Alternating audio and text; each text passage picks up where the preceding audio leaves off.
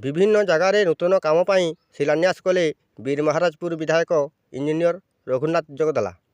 सूचना मुताबक सुवर्णपुर जिला उलुंडा ब्लॉक बिशीपड़ा पंचायत पलासठारे पश्चिम ओडिशा विकास परिषद तरफ हेबाकु थिबा कंक्रीट रास्ता 5 लाख टंका मंजूर होइथिबा बेले एहार शिलान्यास करिबा सह ग्रामवासी अभियोग अनुसार पीवा पानी समस्या उपरे विभागीय अधिकारी कथा होई किपरि समाधान हेबो से उपरे आलोचना करथिले।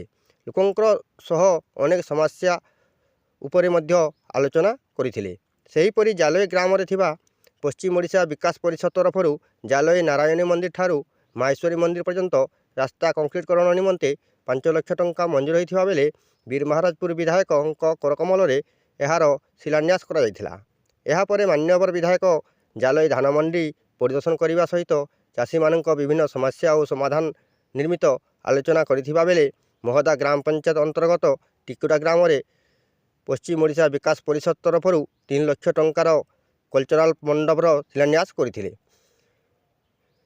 एही पवित्र अवसर में ग्रामवासी बुद्धिजीवी तथा दलीय कर्मी मानक तरफ मान्यवर विधायक इंजीनियर रघुनाथ जगदला भव्य स्वागत और संबर्धना ज्ञापन करा जायथिला।